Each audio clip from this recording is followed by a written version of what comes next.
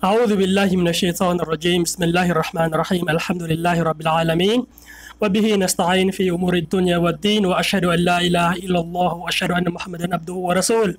أما بعد, Assalamu alaikum warahmatullahi jami'an wabarakatuh. Ito ay isang kisah ng isang napakahirap na lalaki. Ngunit sa kabila ng kanyang kahirapan, hindi ito naging hadlang sa pagsamba sa Allah subhanahu wa ta'ala. Hindi naging hadlang ang kanyang kahirapan sa pananaliksik ng kaalaman patungkol sa Islam. Halos lahat ng kanyang oras sa kanyang buhay, sa tanan ng kanyang buhay, ay ginugugol niya sa pag-aaral, pananaliksik ng kaalaman sa Islam, lalong-lalo na sa mga batas nito. Siya ay isa sa mga tabi-tabi'in na ang kanyang pangalan ay si Thabit bin Zuta.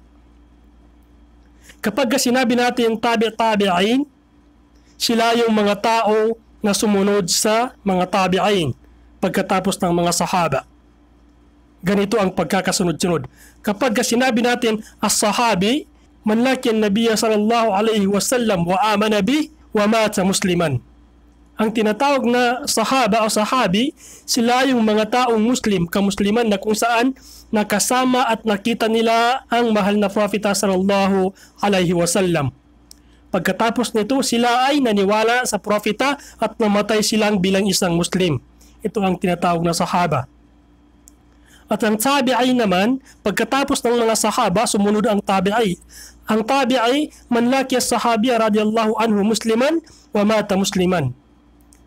Ang mga tabi'i, hindi na nila inabutan ang propeta sallallahu alaihi wasallam. At ang naabutan lang nila ay ang mga sahaba. Kahit isa lang sa mga sahaba, sila ay mga Muslim na namatay din bilang isang Muslim. Sila yung mga tinatawag na at-tabi'i. At ang tabi'i naman, man laki at-tabi'iyya radiyallahu anhu musliman wa mata musliman. Pagkatapos ng mga tabi'in, sumunod naman ang mga tabi'in. Sumulpot sila pagkatapos pa ng kapanahunan ng mga tabi'in. At si Thabit bin Zuta na ito ay isa sa mga tabi'in. Ayon sa kisa na ito, isang araw, si Thabit bin Zuta ay nakaramdam ng labis na gutom. Ni isang pagkain ay wala siyang makain, walang pagkain sa loob ng kanyang bahay sapagkat siya ay isang dukha, isang napakahirap na lalaki. Sa oras na yun, lumabas siya sa kanyang bahay upang mangalap, upang humanap ng makain. Nang sa ganoon, mapawi ang kanyang nararamdaman na gutom. Sa kanyang paglalakad sa labas, nadaanan niya ang isang farm, isang hardin ng mansanas na kung saan ito ay punong-puno ng bunga. Nakita niya ang isang sanga ng mansanas na nakausli sa bakod. Isang sanga ng mansanas na may bunga na nakalabas sa bakod. At napaisip siya na pumitas dito.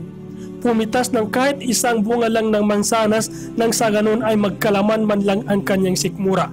Sabi niya sa kanyang sarili, wala namang tao. Hindi rin mapapansin na ako ay kumuha dito, hindi rin mahahalata na ang bunga ng mansanas na ito ay nabawasan. Dahil walang tao, walang nakakakita sa akin. Kaya siya ay kumuha ng isang bunga ng mansanas upang ito ay kainin. Noong siya ay makapitas na doon sa bunga ng mansanas, kinain niya ito sa gilid ng bakod habang nakaupo. At pagkatapos ay napansin niya kahit papaano ay nalagyan o lumakas siya kahit kaunti man lang dahil nagkaroon na ng laman ang kanyang sikmura. At nung nakabalik siya sa kanyang bahay, nagsimula na siyang magmuni-muni. Napaisip siya sa kanyang ginawa sa pagpitas ng isang bunga ng mansanas na yon. Sabi niya sa kanyang sarili, bakit ko kaya nagawa yon? Paano ko naatim na pumitas ng isang bunga ng mansanas na hindi nagpapaalam sa may-ari? Oo, sabi niya, walang nakakita sa akin. Ito ang sabi niya sa kanyang sarili. Ngunit nakamasid ang Allah subhanahu wa ta'ala sa akin. Sabi niya sa kanyang sarili, hindi gawain ng isang mu'min na kumuha ng isang bagay na hindi sa kanya. Hindi gawain ng isang Muslim na tao ang kumuha ng isang bagay na hindi nagpapaalam. Kaya sabi niya sa kanyang sarili, sigurado ako na ako ay parurusahan ng Allah subhanahu wa ta'ala sa pagpitas ng mansanas na ito na hindi ko pinaalam sa may-ari pagdating ng araw ng paghuhukom. Kinaumagahan, ang ginawa ni Thabit ay lumabas siya sa kanyang bahay. Hinanap niya at pinagtanong-tanong kung sino ang may-ari ng hardin na yon. Sino ang may-ari ng farm ng mansanas na yon na kung saan kumuha siya ng hindi nagpapaalam. Nagtanong-tanong siya Pero sabi ng mga tao, hindi ko alam. Hindi ko alam kung kanino. Hanggang sa ito ay kanyang matagpuan.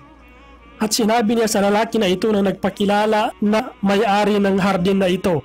Sabi niya, "O kapatid, mangyari kahapon," sabi niya, "nakaramdam ako ng labis na pagkagutom.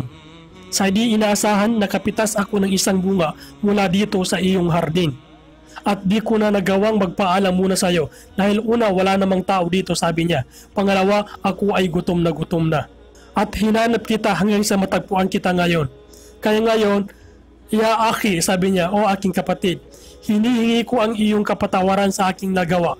Sana," sabi niya, "ay mapatawad mo ako sa pagkuha ng isang bunga ng mansanas mula sa iyong hardin." At ang sabi ng lalaki na ito na may-ari ng hardin, sabi niya, "Wallahi, lan aghfira lak. Innani ghadibun mink hatta yawm al-qiyamah. Haythu istaqillaha mink." Ito ang sabi ng lalaki na ito. Wallahi, sabi niya, sumpa man sa Allah, "Lan aghfir lak, hindi kita patatawarin. Innani ghadibun minka hatta yawm al-qiyamah." Katiyakan, sabi ng lalaki na ito, galit na galit ako sa iyo at dadalhin ko ang galit na ito hanggang sa araw ng paghukom. Hayso astaqillah mink, at irireklamo ko sa Allah subhanahu wa ta'ala ang patungkol sa ginawa mo na ito. Ito ang tugon ng lalaki na ito kay Thabit bin Zuta.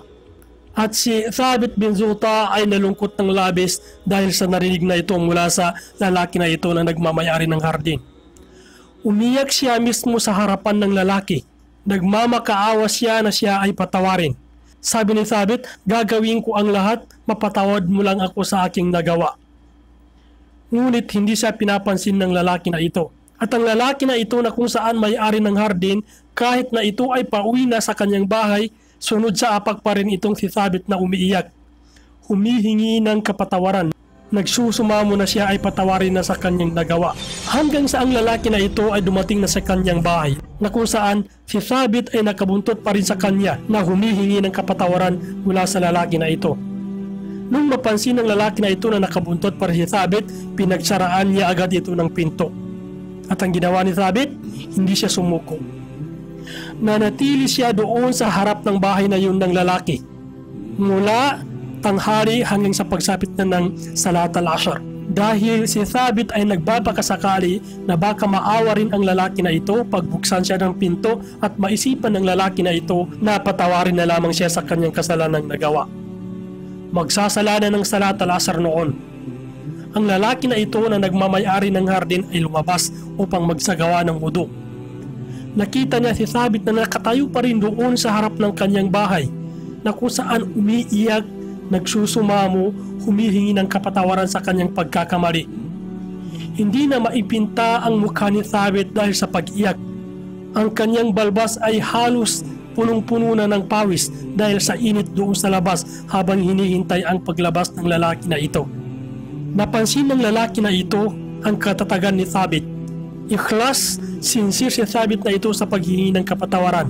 Kaya namangha itong lalaki na ito na may-ari ng hardin.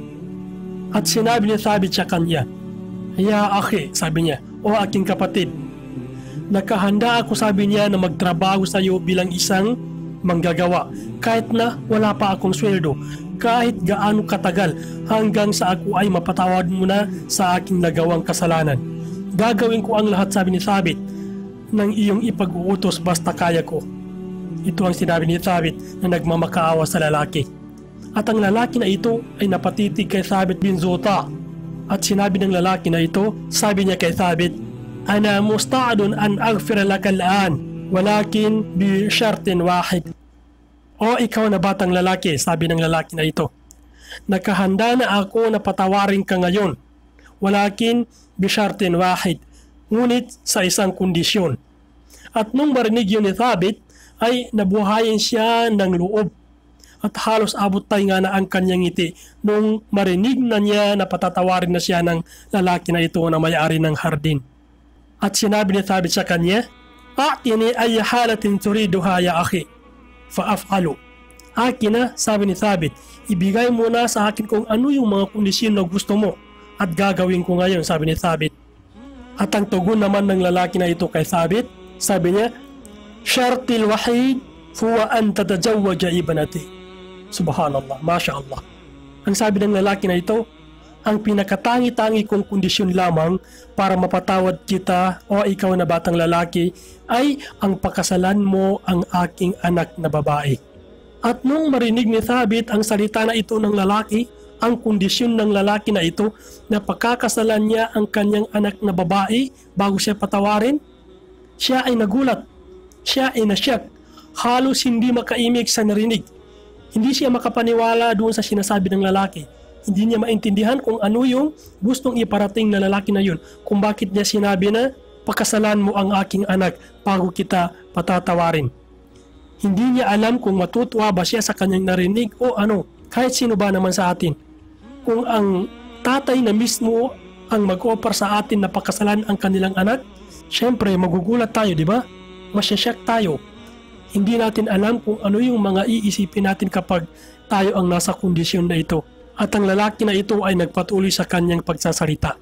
Sabi pa niya kay Thabit, "Walakin ya walad, yajibu an ta'rifa anna ibnati hiya a'ma, samma, ghabiya, wa ajaza." Subalit sabi ng lalaki na ito kay Thabit, dapat mong malaman na ang aking anak na ito ay may kapansanan. Siya ay a'ma, bulag, samma, bingi, ghabiya, pipi, wa ajaza, at siya ay paralisado, hindi makalakad. Sabi ng lalaki na ito, hindi siya makalakad ng malayo at lagi na lamang siyang nagpukulong dito sa bahay. Matagal akong naghahanap ng mapapangasawa ng aking anak na ito na babae, sabi ng lalaki na ito, na kung saan matatanggap siya ng buong puso at aalagaan siya ng mabuti. Matatanggap siya ng lalaki na yun sa kabila ng kanyang mga katangian o kapansanan. At mapapatawad lang kita, sabi ng lalaki na ito kay Thabit, kapag pinakasalan mo ang aking anak na ito sa kabila ng pagkakaalam mo na ganito ang kanyang kapansanan. Sa pangalawang pagkakataon ay nasyak na naman si Thabit sa kanyang narinig. Mas lalong hindi malaman ngayon ang kanyang gagawin. Nung malaman niya na ang babae na yun ang gustong ipakasal ng lalaki na yun sa kanya bilang kapalit para siya ay mapatawad, ay halos lahat-lahat ng kapansanan ay nandoon na sa babae na yun. Sabi niya sa kanyang sarili, paano ako mabubuhay? Paano ko ipagpapatuloy ang aking pag-aaral? Sa kabila nito, gusto ko pang mag-alaga ng isang babae na bulag, pipi, paralisado, bingi. Halos lahat ng kapansanan, sabi niya, ay naririto na sa babae na ito. Ano na ang gagawin ko, sabi niya. Ngunit sa oras na yon, nanalig na lamang siya sa Allah subhanahu wa ta'ala. Pinagkatiwala niya ang lahat-lahat sa Allah subhanahu wa ta'ala.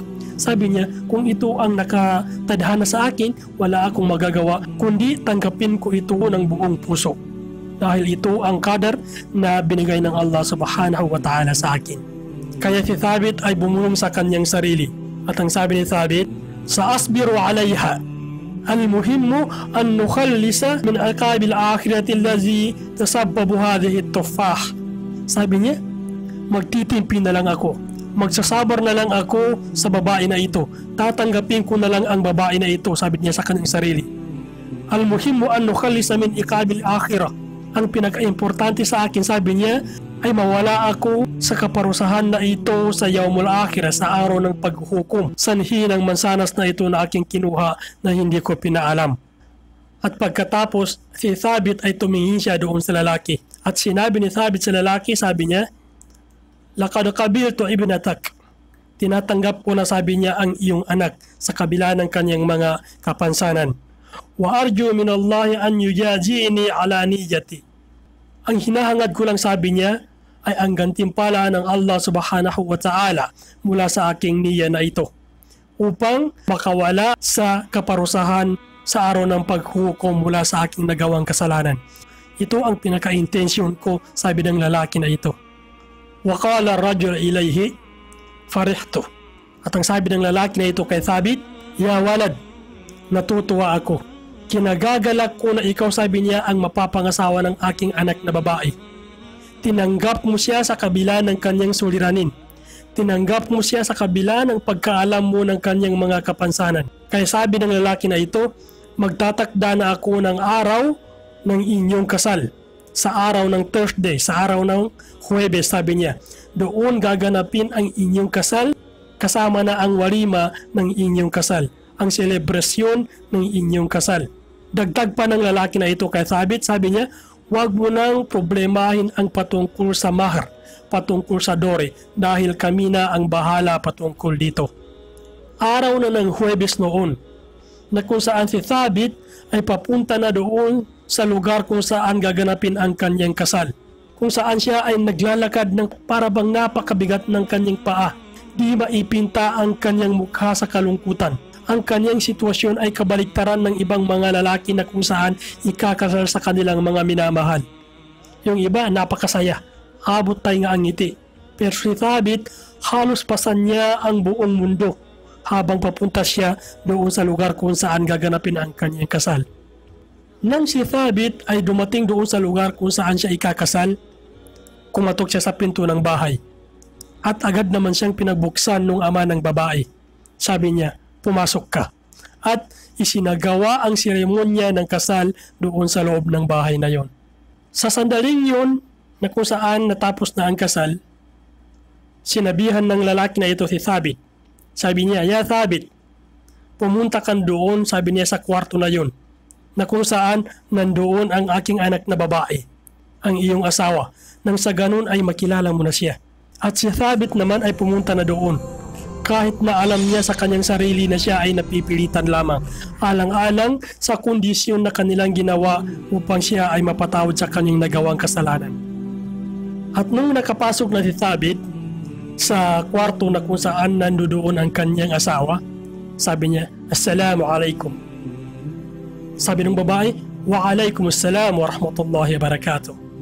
Nagtaka si Thabit. Sabi niya, bakit nakapagsalita ang babae na ito na kung saan sabi ng kanyang ama ay pipi? Nung makita niya ang babae, hindi siya makapaniwala sa unang sulyap. Dahil ang babae na ito ay isang napakagandang babae. Napakaputi. Napakagandang babae na bumukadkad sa kanyang mga mata. Animoy isang hurul ain. At nagtaka siya kung bakit ganun na lang ang pagsasalarawan ng kanyang ama, ng kanyang manugang sa kanyang anak na ito na babae. Sabi niya sa kanyang sarili, bakit kaya sinabi ng lalaki na ito na ang kanyang anak na aking asawa ngayon ay isang bulag, isang pipi, isang bingi, at paralisado ang katawan? Ano ba ang ibig niyang ipahiwatig, sabi niya. At tinanong niya ang kanyang asawa. Sabi niya, bakit iba ang pag-describe ng iyong ama sa akin? Ang sinabi niya sa akin ay may kapansanan ka, ganito, ganito, ganito, ganito ka. Pero bakit taliwas ito, sabi niya, sa aking nakikita ngayon? At ang sabi ng kanyang asawa, tama naman, sabi niya, ang aking ama. Ana a'ma min najar ila asya'il haram. Bulag ako, sabi niya. Bulag ako sa pagtingin sa mga bagay-bagay na haram, pinagbabawal. Wa ana asammu min al-istima'i ila hadithil mahzur. Bingi ako, sabi niya, sa pakikinig ng mga usapan na walang kabuluhan. Usapan na masama. Usapan na walang nakukuhang magandang aral. Wala astati'u an atahadatha an asya'il haram. At hindi rin ako, sabi niya, nakakapagsalita. Wala akong kakayahang magsalita mula sa mga salita ng mga haram, mula sa mga salita na pinagbabawal. Qadami aidan, la astati'u an tasira mithla asya'a haram. Ang aking mga paa, sabi niya, ay paralisado. Walang kakayahang lumakad sa mga lugar na kung saan naroroon ang mga pinagbabawal.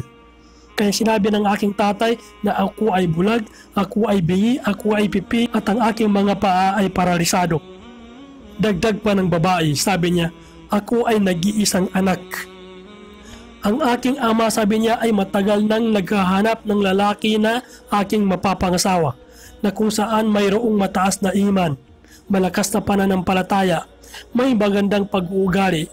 Kaya ang mga katangian na yung sabi ng aking ama na kanyang hinahanap ay sa iyo niya nakita. Ang dalawang mag-asawa na ito ay namuhay ng payapa, alinsunod sa katuruan at aral ng Islam, at biniyayaan pa sila ng Allah subhanahu wa ta'ala ng isang napakalusog na sanggol na lalaki. At ang anak nila na ito, mga kapatid sa pananampalataya, ay naging isang tanyag na imam. At ang ipinangalan sa kanilang anak na lalaki na ito ay walang iba kundi si Nu'man bin Thabit, o mas kilala siya sa pangalan na Imam Abu Hanifa, na isa sa mga 4 na madhab. Masya Allah. Isa sa mga aral na nakuha natin dito, mga kapatid, sa pananampalataya, isa sa mga hadith ng ating Prophet sallallahu alaihi wasallam, "Idha khataba alaykum man tardawna dinahu wa khulqahu fajawwajuh." Kung sakali man, sabi ng Prophet sallallahu alaihi wasallam, dumating ang isang lalaki na kung saan naroon sa kanya ang pananampalatayang Islam, naroon sa kanya ang magandang pag-uugali, mahal ng inyong anak, ay pumayag kayo na ipakasal ito sa inyong mga anak. Pumayag kayo ng mga babae na pakasalan kayo kung sakali ang lalaki na ito ay dumating sa inyo. May pananampalataya at may magandang pag-uugali, o mahal niyo ang isang tao na ito. 2 kondisyon lang. Pangalawang aral dito, mga kapatid, sa pananampalataya, huwag natin maliitin ang isang kamalian o isang kasalanan. Halimbawa, sabihin natin, hayaan na natin ito kasi maliit lang ito na kasalanan. Huwag ganun. Dahil sa araw ng paghukom, kahit gaano mang kaliit ito na kasalanan, kung hindi mo ito nahingian ng tawad sa Allah subhanahu wa ta'ala, mapaparusahan ka pa rin dito sa araw ng paghukom mula dito sa iyong nagawang kasalanan. Sabi pa ng Propeta sallallahu alaihi wasallam, "Inna adna ahlin nari adhaban yansailu bina'alaini minan nar yagli dimaguhu min hararatin alayhi." Katiyakan, sabi ng Prophet sallallahu alaihi wasallam, ang pinakamagaan na kaparusahan ng mga tao na nakapasok sa impyerno ay sila yung mga tao na pasusuotin ng 2 sapatos. 2 sapatos na mula sa apoy ng impyerno na magiging dahilan ng pagkulo-kulo ng kanilang mga utak. At iisipin ng mga tao na yun na ang pinakamabigat na kaparusahan sa araw ng paghukom. Subalit yun pala ang pinakamagaan na kaparusahan na kanilang matatamo. Panatilihin natin lagi ang ating pagsasabar sa ating sarili. Lagi tayong magsasagawa ng tawba sa Allah subhanahu wa ta'ala. Lingid man sa ating kaalaman ang kasalanan na ito o hindi. Wa akhiru da'wana anilhamdulillahi rabbil alamin. Fa assalamu alaikum wa rahmatullahi jami'an wa barakatuh.